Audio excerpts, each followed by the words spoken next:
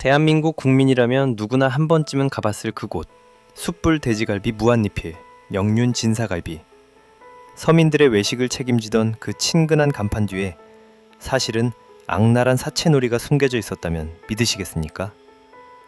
갈비 냄새 그윽하던 그곳에서 이제는 썩은 내가 진동하고 있습니다.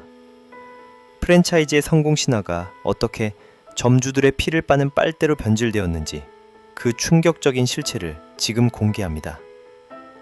숫자는 거짓말을 하지 않습니다. 그리고 이번 숫자는 너무나 잔인합니다.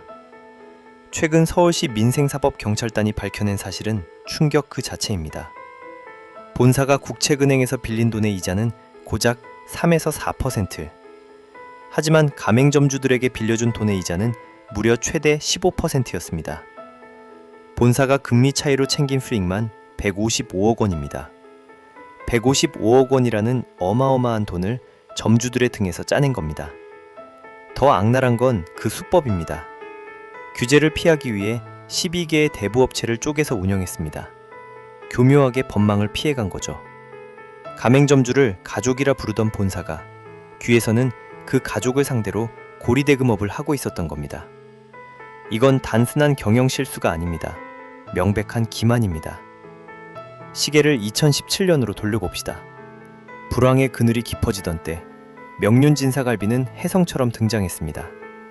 1인분 가격에 무한리필, 13,500원에 고기를 배불리 먹을 수 있다는 파격적인 제안이었습니다. 주머니 가벼운 학생, 직장인들에게 이곳은 천국이었습니다. SNS에는 인증샷이 넘쳐났고 웨이팅은 기본이었습니다. 가성비라는 강력한 무기로 전국 500개 매장을 순식간에 돌파하며 국민식당 칭호를 얻었죠.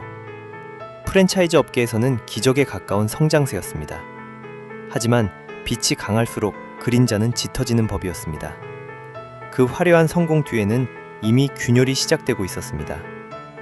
왜 이 거대한 제국이 흔들리고 있을까요? 단순히 불법 대출 때문만은 아닙니다. 세 가지 치명적인 균열을 분석합니다. 첫 번째 균열은 신뢰의 붕괴였습니다. 과거 돼지갈비 무한리필이라고 대문짝만하게 써놓고 실제로는 저렴한 목전지, 그러니까 앞다리살을 70% 이상 섞어 팔았던 사건 기억하십니까? 목전지는 갈비에 비해 훨씬 저렴한 부위입니다. 가격은 절반 수준이죠. 문제는 소비자들에게 이걸 명확하게 고지하지 않았다는 겁니다. 법원은 이를 소비자 기만으로 판결했습니다. 이때부터 대중은 의심하기 시작했습니다. 아, 싼 게 비지떡이 아니라 우리를 속이고 있었구나. 프랜차이즈에서 가장 중요한 게 뭡니까? 바로 신뢰입니다. 그런데 그 신뢰에 금이 가기 시작한 겁니다. 이번 불법 대출 논란은 결정타였습니다. 본사는 창업 자금이 부족한 예비점주들에게 돈 빌려줄 테니 오픈하라고 유혹했습니다. 겉으로는 상생 지원 같았죠. 우리 가족이 되실 분들을 도와드리겠습니다. 이렇게 말이죠. 하지만 실상은 이자 장사였습니다. 본사가 고기를 팔아 돈을 버는 게 아니라 가맹점주의 빚을 담보로 금융 수익을 올리는 기형적인 구조. 이것은 프랜차이즈 사업이 아니라 가맹점을 숙주로 삼는 기생적 금융업에 가까웠습니다. 더 악랄한 건 창업 초기에 대출을 많이 받을수록 점주들은 더 취약해진다는 겁니다. 본사에 빚이 있으니 함부로 항의도 못하고 부당한 요구도 그냥 들어줄 수밖에 없습니다.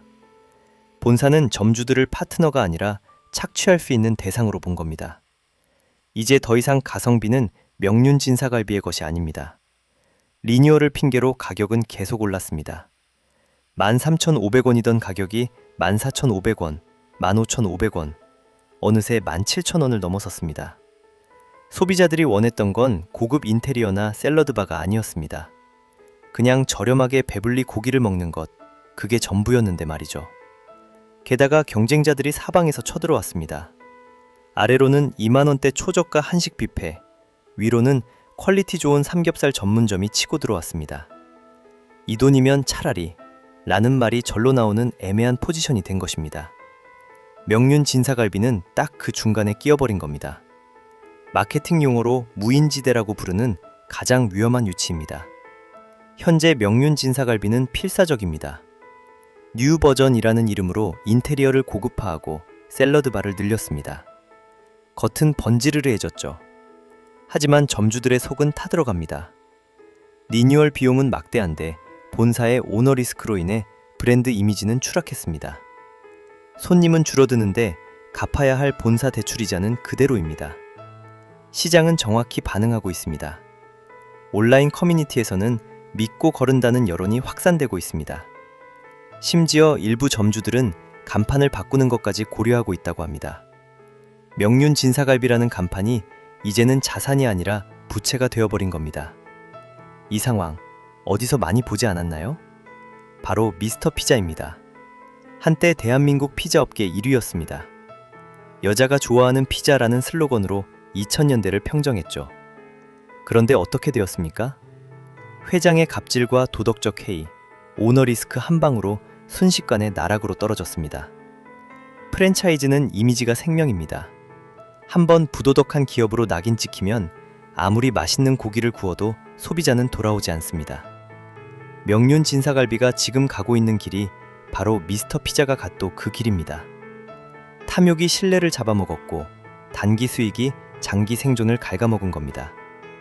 지금 혹시라도 그래도 장사는 잘 되던데? 라며 창업을 고민하는 분이 있다면 묻고 싶습니다. 당신의 파트너가 당신을 상대로 고리대금업을 하고 있다 해도 손을 잡으시겠습니까?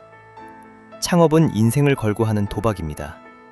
그 파트너를 신뢰할 수 없다면 절대 손을 잡아서는 안 됩니다. 명륜 진사갈비의 위기는 단순한 악재가 아닙니다. 탐욕이 부른 구조적 붕괴입니다. 상생을 외치던 파트너가 사실은 가장 무서운 포식자였다는 사실이 드러난 순간 제국의 몰락은 예견된 수순일지도 모릅니다. 본사는 가맹점과 함께 성장하는 대신 가맹점을 착취하는 길을 택했습니다. 155억 원의 금리 차익을 챙긴 대가로 명륜 진사갈비는 훨씬 더 큰 것을 잃었습니다. 바로 미래입니다. 역사는 우리에게 가르쳐줍니다.